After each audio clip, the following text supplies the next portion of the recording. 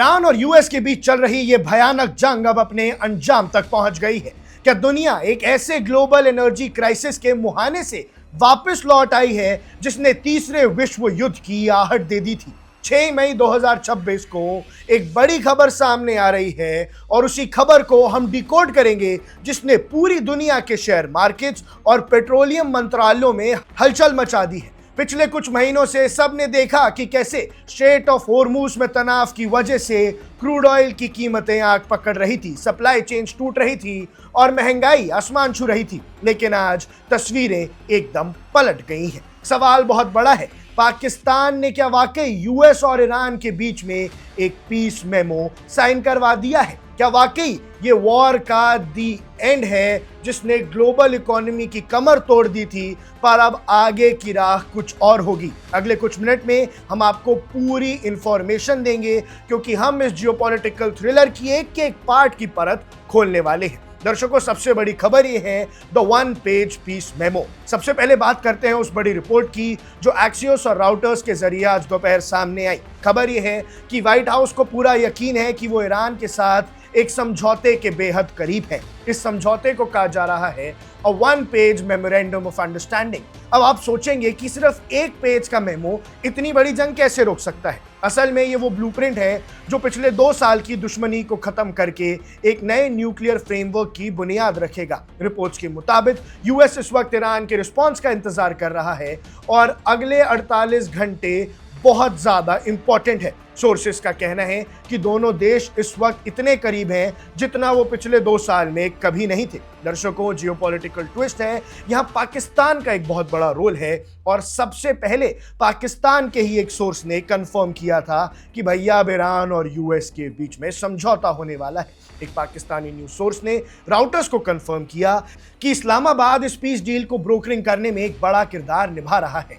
अगर ये सच है तो ये डिप्लोमेसी की दुनिया में एक शिफ्ट है। जब से ये कॉन्फ्लिक्ट शुरू हुआ है दुनिया 2 धड़ों में बांटी दिख रही है, लेकिन अब पाकिस्तान के नाम इस पीस मेमो के साथ जुड़ना, ये दिखता है कि पर्दे के पीछे बैक चैनल डिप्लोमेसी बहुत तेजी से चल रही है और जो इतने समय से सीजफायर चल रहा था उसके साथ साथ पीछे बातें हो रही थी, डिप्लोमेसी चल रही थी और अब शायद हल निकल आया है। लेकिन सवाल है, क्या ये वाकई पाकिस्तान की बड़ी कामयाबी है या सिर्फ एक डिप्लोमेटिक कोऑर्डिनेशन? ये तो आने वाला वक्त बता देगा, लेकिन मार्केट ने इस खबर को पॉजिटिव मान लिया है। दर्शकों, ऑयल प्राइसेस में बड़ी राहत मिली है। इस पीस न्यूज का सबसे बड़ा और इमीडिएट असर दिखा क्रूड ऑयल के प्राइसेस पर। दोस्तों, मार्केट रूमर्स पर चलता है और फैक्ट्स पर सेटल हो जाता है। जैसे ही ये खबर आई कि पीस डील साइन हो सकती है, इन्वेस्टर्स में खौफ खत्म हो गया और उन्होंने तेजी से सेलिंग शुरू कर दी। जो पिछले हफ्ते तक मार्च 2022 के बाद अपने पीक पर था, वो आज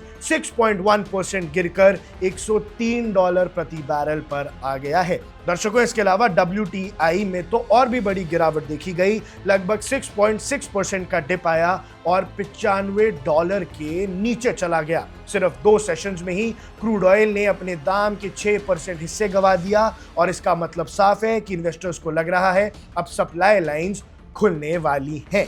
लेकिन दर्शकों, इस पूरी कहानी में प्रेसिडेंट डोनाल्ड ट्रंप का कल का बयान सबसे बड़ा कैटलिस्ट बना। ट्रंप ने कल दबे लफ्जों में इशारा किया था कि एक बड़ा समझौता हो सकता है। उन्होंने कहा कि यूएस नेवी जो शिप्स को एस्कॉर्ट कर रही है स्ट्रेट ऑफ होर्मुज में, उस ऑपरेशन को कुछ समय के लिए पॉज किया जा रहा है। अब ध्यान दीजिए, स्ट्रेट ऑफ होर्मुज वो रास्ता है जहां से दुनिया का 20% ऑयल और नेचुरल गैस निकलता है और जब से फरवरी में यूएस, इजराइल और ईरान के बीच कॉन्फ्लिक्ट शुरू हुआ था, ये रास्ता लगभग बंद था। ब्लॉकेड की वजह से तेल की किल्लत हो गई थी। ट्रंप का ये कहना है कि वो ऑपरेशन पॉज कर रहे हैं। इसका सीधा मतलब है कि ईरान के साथ कोई डील टेबल पर है। यानी दर्शकों, ट्रंप चुपचाप से हल्की भाषा में दबे दबे शब्दों में इस वॉर से एग्जिट लेते नजर आ रहे हैं। हालांकि उन्होंने ये भी साफ किया कि पोर्ट्स की ब्लॉकेड तब तक रहेगी जब तक फाइनल सिग्नेचर नहीं हो जाता। अब इसके पीछे एक हिडन फैक्टर भी है दर्शकों, जो आपको डिकोड करके समझाता हूं। रुकिए, ये सिर्फ पीस डील की वजह है या तेल सस्ते होने की? एक जर्नलिस्ट की नजर से देखें तो एक और बहुत बड़ा फैक्टर है चाइना। चाइना दुनिया का सबसे बड़ा ऑयल इंपोर्टर है। वहां से जो इकोनॉमिक डेटा आया है वो काफी चिंताजनक है। चाइना की इकोनॉमी उतनी तेजी से रिकवर नहीं कर रही जितनी उम्मीद थी। इसका मतलब है कि डिमांड कम होगी। एक तरफ सप्लाई बढ़ने की उम्मीद है और दूसरी तरफ डिमांड गिरने का डर। इन दोनों ने मिलकर एक परफेक्ट स्टॉर्म क्रिएट किया है जिसने ऑयल प्राइसेस को टैंक कर दिया। अब दर्शकों, is the market too complacent? यहां भी एक वार्निंग है। इंडस्ट्री एनालिस्ट का एक तबका कह रहा है कि मार्केट शायद जरूरत से ज्यादा खुश हो रहा है। डोनाल्ड ट्रंप शायद अभी हार नहीं मानेंगे और ईरान के पास अभी जो 48 घंटे हैं उसमें भी शायद वो अपना फैसला बदल ले। ईरान पहले भी बहुत टफ रहा है नेगोशिएट करने के लिए।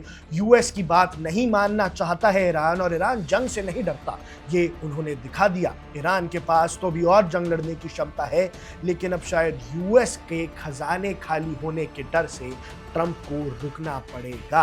और दर्शकों, साथ ही साथ ये जो ग्लोबल ऑयल सप्लाई पर प्रेशर पड़ा था 2-2.5 महीने की जंग का, ये इतनी आसानी से जाने वाला दिख तो नहीं रहा कुछ एक्सपर्ट्स को। लेकिन खुशी फिलहाल है, कॉशियस के साथ है, लेकिन ज़्यादा खुश होना ऑप्टिमिज्म होगा, यानी सावधान रहकर खुश होने वाली बात है। दर्शकों, ईरान यूएस वॉर का खात्मा सिर्फ एक हेडलाइन नहीं है, यह आपकी पॉकेट, आपकी गाड़ी के पेट्रोल और देश की इकोनॉमी से जुड़ा मुद्दा भी है।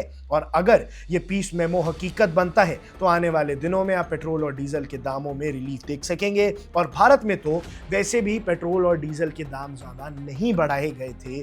जो प्रेशर था वो गवर्नमेंट ने अब्जॉर्ब किया, कंपनीज ने अब्जॉर्ब किया, और अब शायद उनको वो अब्जॉर्ब करने की ज़रूरत नहीं पड़ेगी और इकोनॉमी फिर घूम जाएगी। लेकिन ये सब बशर्ते कि ईरान यूएस की जंग रुक जाए, जैसा होता दिख रहा है। सोर्सेज ने कंफर्म कर दिया है। अब देखना ये होगा कि ईरान कितनी जल्दी कंफर्म करता है कि भैया ये जंग खत्म हो गई है, और ये भी देखना होगा कि ट्रंप अपने आप को कैसे बचाता है। क्योंकि अगर ध्यान से देखा जाए तो इस पूरी जंग के बाद ट्रंप जीत से तो बहुत दूर है, और यूएस को अगर ऐसी शर्मनाक हार मिली है जो शायद वियतनाम के बाद याद रखी जाएगी। आपको क्या लगता है, आपकी क्या राय है, हमें कमेंट सेक्शन में जरूर बताइएगा। आप देख रहे हैं वन इंडिया, मैं हूं आकृष कौशिक।